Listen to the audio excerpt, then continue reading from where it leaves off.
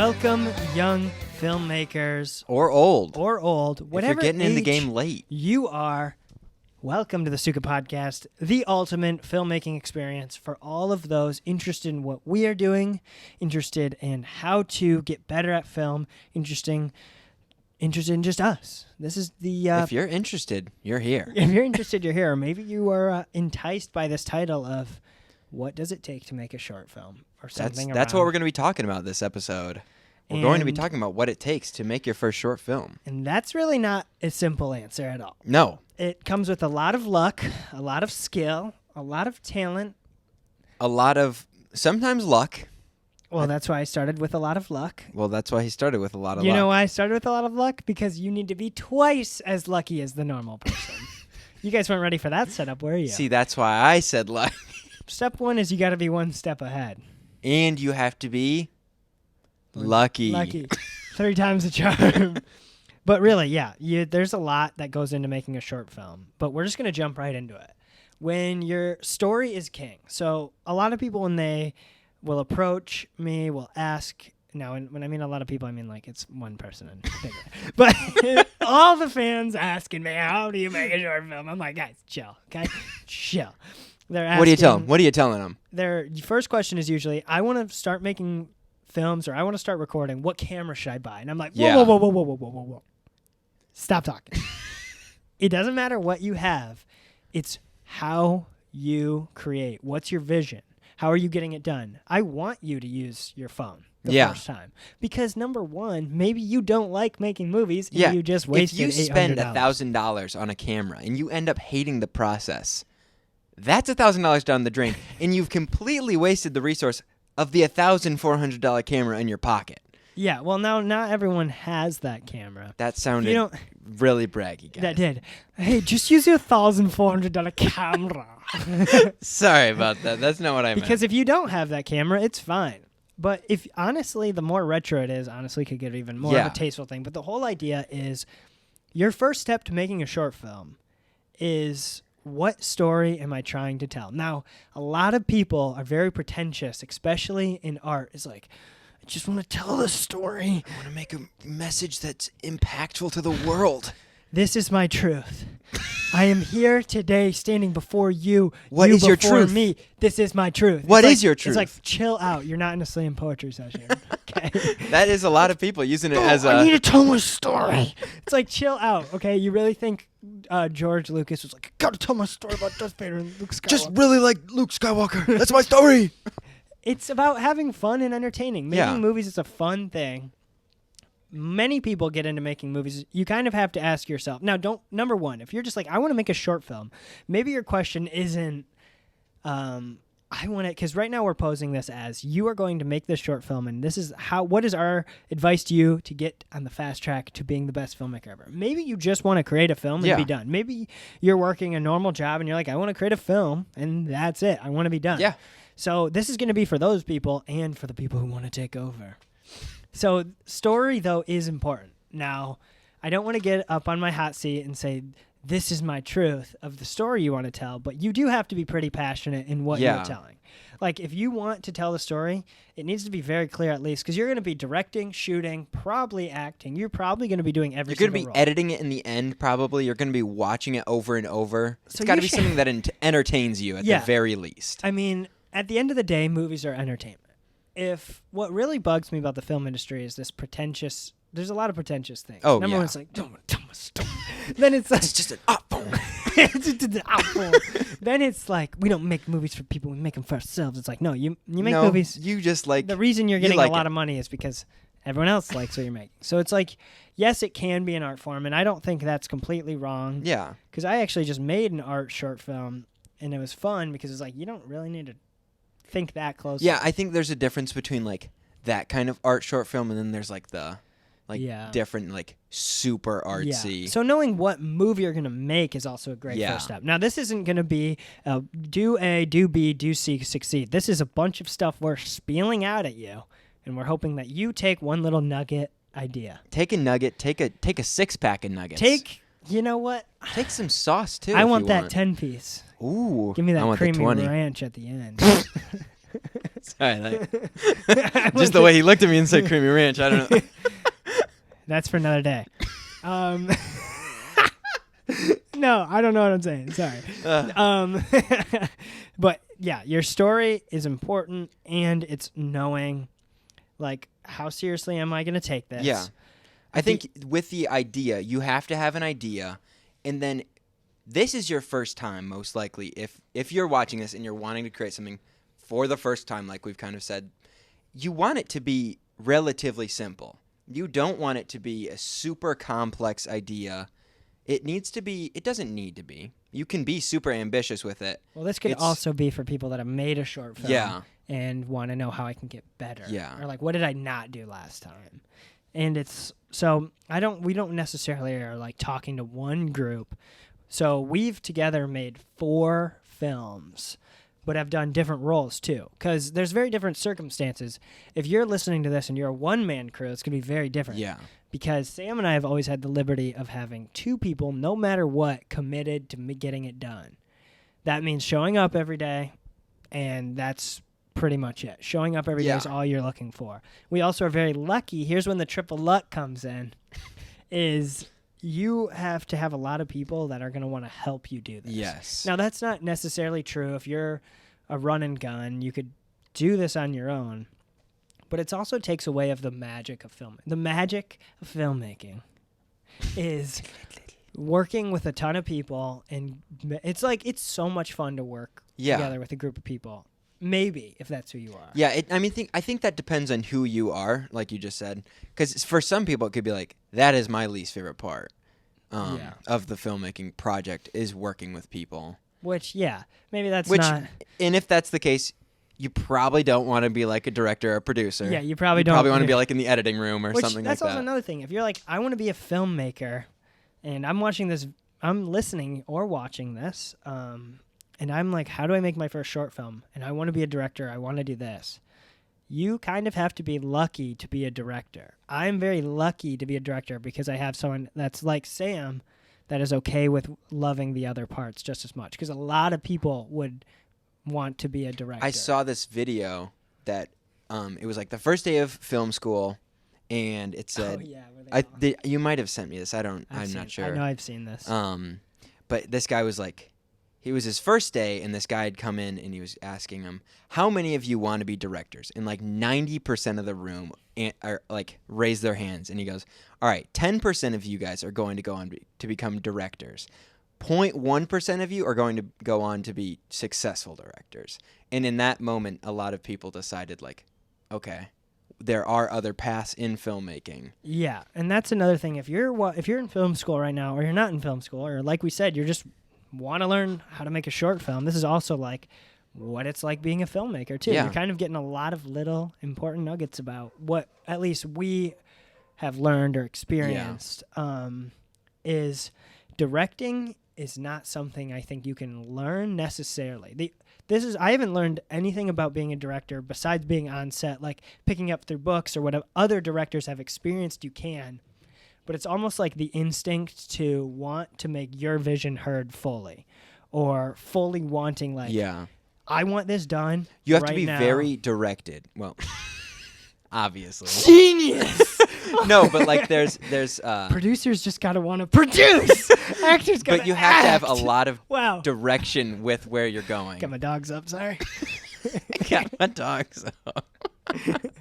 Yeah, you have to have direction. Yeah, you need to be driven, and you need to be able to work with people, but also be able to make sure that they know what they're doing. And you can learn how to do that, but a lot of that is just a characteristic trait for a lot of people that you are born with. And I don't know, that's a hard one to gain. You have to, it's a lot of confidence. Yeah, it is a lot. It's almost like blind confidence and just believing you're so right. Yeah. Which, right here. Hey, Spielberg. Hey, I got that blind confidence. He's got that dog in him. I got that. These stools are making me act up. We are on our tippy toes right now. I keep playing around. But yeah, and I know right now you're probably listening to this, you're like, wow, this is not organized. No, it's not. Being completely honest, it's not. No. We're so drained. We just finished shooting. But I want to keep talking about these roles of being in, like you're saying, like that video said, most people are not going to be a director, which also, I don't even know if director would be the most fun. I've really been struggling, like, what would be the most fun filmmaking role? Yeah, I think I've thought of that too. That could be an episode. I think that could be an episode. You guys are going to wait to hear the answer to that in another episode. What would be the most fun filmmaking I think role? the biggest thing you will learn in making your first short film is what you like to do. Yeah, that's a very good point. Yeah, because you can go into it going, I love directing. I've watched thousands of hours of Spielberg, of Tarantino, of Scorsese, of all these directors. Then you go to do it, and you're like, this sucks. This is a lot different than I thought. And like Luke was saying, a lot of the time this will be a one-man crew kind of, like where you're directing, shooting. All of this stuff, except maybe acting. And I mean, maybe some cases you are the actor too. Yeah, that's happened before. Yeah. Or, I mean, we don't recommend. Yeah, but if you cannot act in your first short film, please don't. Yeah. Because that will, and what Sam's saying is, go into it with the mindset that, let's say you have a really good idea. Let's just move that to your second short film. Let's just say no matter what, if you're going to make one short film, you have to make another one because you're going to learn so much from that first one. And it'll really direct yourself into what role you actually want to do. Or if you're not doing a role, it'll let you know, okay, wow, so many things are different. And there's so many roles. And I think I want to steer us a little away from the roles because I think this is more of when we're already assuming they just know they want to make something. So what obstacles are you going to run into? Number one, you're going to run into that you never will have enough time. Spacing out your short film will do wonders. Christopher Nolan's first feature film, The Following, was shot so he would save up all his money from the week and work with his friends and would buy black and white film back when everything was on film, and they would shoot every weekend. Sam and I are still trying to gauge, because we love doing it, but we love finishing it within a week or 2 weeks. Like if we can finish a short film, like 15, 25-minute film within 1 or 2 weeks, we feel good about it. Yeah. Because then we're like, all right, then we can move on. We love being able to learn and improve so fast, but we also have to remember, like, hey, what if we shot one scene this week, one scene the next week? How much better performances could you get? Now, we don't really fail at shooting so consistent. Like, we usually shoot, like, Monday, for example, Monday, Tuesday, Wednesday, Thursday, Friday, all day to night, wake up in the morning, shoot in the morning, all day to the night. Like, literally just... And I think we're fortunate to be able to do that. We are, because our job's very flexible, our other job that we have. But also that we are so motivated to make it happen. That's another thing. You need to be very motivated to make it happen. Like, we can do that, and it will not hurt us because we are so happy to do it, and our energy levels at max always, almost. Yeah, that's something that I think that probably is pretty unique to us, is that we have so much energy and are just so excited about doing it.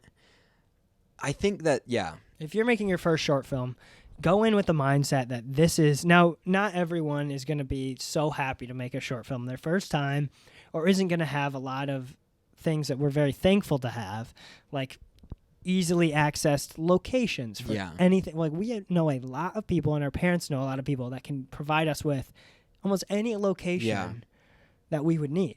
So it's like, that's another thing. Where are you shooting? You got to find where you're going to shoot. Now, this is a big thing. So my dad wrote 2 of my movies. And I think you should write a movie and shoot your movie that you've written. Sam and I also didn't just one day go, let's make a short film and start from there. I wonder what it would be like. Sam and I have 3 to 7 years of vlogging, skits. Just all kinds of, literally almost everything except like makeup videos. We've thought about it, and we're like, that is literally the only like YouTube that we have not done. So we went in already, have done, and being commercial photographers and videographers already. So we already have practiced and done so much stuff by the time we made our first short film. Like, that's another thing. You should go experiment with the camera. You should go out one day and just shoot random stuff. Yeah. And here's another thing I'm leading into. You need to buy a tripod and you barely need to move the camera, your first short film. camera movement's good, and maybe that's a look. That's another thing. Christopher Nolan's The Following. He shot the first scene on a movable dolly. So a dolly is like on tracks, and it has this stabilizer, so you can move the camera. As it moves on the tracks, you can move the camera. The first, I think, 10 minutes of that film are on that dolly. Then the rest, 80 minutes, I think it is. So an hour and 20 minutes is handheld on film. I think it was 16 millimeter black and white film. Now, if you don't know the difference between film and digital, you don't really need to know. This is your first short film. Yeah, you will not be shooting on film. That's for sure. Yeah. And that kind of leads to gear. Yeah. And a lot of people, if you have access to gear, you can use it. If you know someone that does it, you can ask to use it. But really, when it's your first, your phone is so powerful. We just talked about it at the start. Put that thing on a tripod and film. I swear to you, if you have it stabilized, you are ahead of 90% of people. People will just run around with handheld, and it's so like, no. There's a reason. Movement, something I'm really studying is movement with the camera. No, being a director means you need to know when it's important to close up on someone, when it's not important. I think now I might be butchering who said this quote. I'm pretty sure it's Akira Kurosawa, and he said film is to never avert one's eyes. What's on the screen is what you want the viewer to see. This is also another thing I just learned with our recent short film, so you're always going to be learning stuff. Yeah. That's also something in life too, not that we are giving life advice, but you just need to accept the fact that you're going to make it, you're going to try your best, and just be like, all right, this is probably going to suck, and I'm going to try again next time. Now, it's kind of like a weird trick you have to do to your brain. You're like, I'm going to fail, but you don't believe what you made as a failure. You're just like, it's not like, what have you failed at? It's like, what could you have done better next time? And it kind of gets harder as, like, Sam and I are like, I don't know what we could have done that much differently. But then I started to, I actually watched Indiana Jones Kingdom of the Crystal Skull the other night. It was last night. And I picked up on how much like Spielberg moves the camera, and then I really got into dealing like how in one scene how many times does Spielberg move in on someone, how many times is it static, and I was like, wow, that's actually interesting to think about. Like how many, like when I'm filming, am I subconsciously like, it's hard to place the camera a lot of the time. It's like, what looks good? Okay, now what does this do for the story? Okay, does this hurt anything? And how do I get the character's best performance, the action, etc., whatever. So you're thinking about all these things. That's another thing, the director is the one, so the cinematographer is setting up the shot and can like recommend like, oh, I think we should go from here. Like if the director says, all right, we need right now this character is a very important moment. We need a close up on their face. We need to see the expressions on them. The cinematographer is in charge of where does this look best to look good. So I think a lot of people, at least I got confused that the cinematographer was the one picking this is a close up versus a wide shot. So that was a big thing I learned as directors doing that. And knowing like, okay, anything you're close up on is going to make you believe like this is what the movie is fully about. And something we did in Dreamers is, okay, one sec. Let me go back to Christopher Nolan was talking about now. Stay with me here. Christopher Nolan, actors were talking about it. I think it was Christian Bale and someone else. But they were talking about how Christopher Nolan does not do reshoots. And he only shoots with one camera, which basically means, now you can think of one camera and multiple cameras in different ways. You could shoot, if Sam and I are having a conversation, there could be a wide shot, one on me, one on Sam. I never want to do that again. I shot that in the diner scene, and it's horrible because, number one, your continuity and cutting. You and Race are talking and reacting in different ways. Especially when you're eating, there's only one time you guys have the exact same pose as the wide. So already it's like, okay, I can't even use two of our shots we did here. I'm forced to use this. And it's also like, okay, am I really a good director if I'm setting up the camera and letting you guys perform and then in the edit directing? Now, that's a liberty of being an editing director, which you don't really have as you get older. Like other people start to edit it for you. But I should have been, all right, Sam's character, this is important. I know I want it here.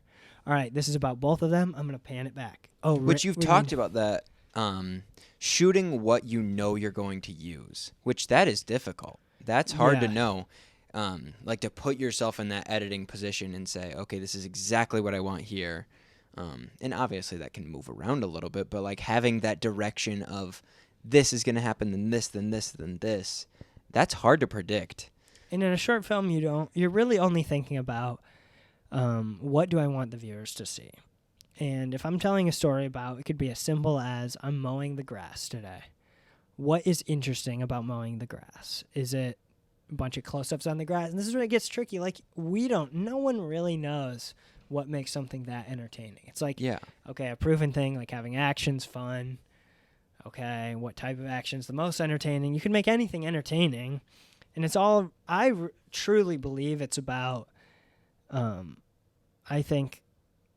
I don't even know how to word, like, making a short film is so weird because you're almost tricking yourself that you know what you're doing. Because I don't think anyone really knows how to make a very good, like, obviously you can make like Spielberg would make a very good movie, but I don't think he truly knows what the ultimate way to make it. Yeah. There's no Because, like, guide. obviously, Spielberg hasn't only made incredible movies. Yeah. If you go through what he's made, some of them are misses. Like, he doesn't have all... now he has a lot of them. Well, yeah, and a lot of what everyone knows is his feature work. But like, starting off as a TV director and then making, like, he has a short film called Amblin. It doesn't even make sense. Like, it's a lot of stuff, like, that's a little confusing at first, and it's all about figuring out what do you want to tell and what is fun for you. And there's a lot, like, staying organized is a huge thing. Oh, yeah. Now, this is something we've been working on because you've been running. So Sam does a really good job of, like, all right, you're directing and shooting this. You just worry about the creative parts. I'm going to worry about organizing it so it all fits. Yeah, which is difficult. that's a process to learn all of that. And I think that comes with, maybe you are a super organized person, and even then, I don't know that translates to, there's a lot of moving pieces, and making sure that all of those moving pieces are cohesive and are going to come together at the end is very important. And writing things down and having, like, lists is so important. And that's something I didn't do at the start, and I've started to do a ton of. Like, all right, you need to call this person, double call this person to, like, double check. On the day I've triple call them. Just call them 50,000 times. Okay? Pretty much that's what. Well, also you have to give clarification. You're not going to have probably a producer or someone that you're saying. Like, basically, so, for example, okay, we're making American Dreamers. Dad, can you write this? I think you'd do a good job. Here's kind of my ideas. My dad likes writing stuff. I was like, shoot, this is good. You wrote this fast. I was like, writing takes a long time. I was like, I think this looks really fun. You know what? I want to include you on this project. Let's do this. Look for actors. All right, Sam, here's our locations. Sam's ready. That his role is figuring those things out and making sure they're ready to go. Boom. He does that. You're not going to have someone like that, probably. Yeah, on your first short film, you will probably You're going to be the balancing producer. that and the creative stuff and the marketing. And when that there's starts so to many... happen, there's so many moving pieces that you will most likely start to just at the end be like, wow, I could have done that so much better. But there's human limitations where you're like, okay. Yeah, you can only remember so much. So it's like, be easy. If you forget something, it's fine. Yeah. Give yourself that open, like, I'm going to show up an hour early, prepare everything. Oh, shoot, I'm not ready before the actors. Good thing I have 20 minutes before they get here. And it's also like, make it with your friends because they'll be way more understanding than professionals. Do not go around paying people. Yeah, that on your first short film, do it with people you know. And keep it small. Yeah, keep it small, like keep it one fun. Location, put it at your house, do a basic.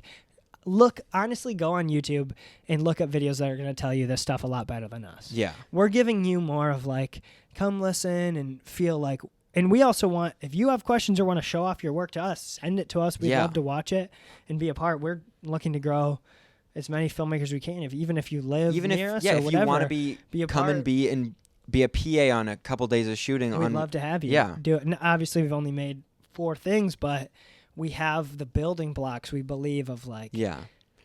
Okay, and if we want to shoot somewhere. With what we're doing, we are learning a lot, and we are starting to become what we are wanting to be in the end. Yeah. So and you don't just have to like be in person or message us.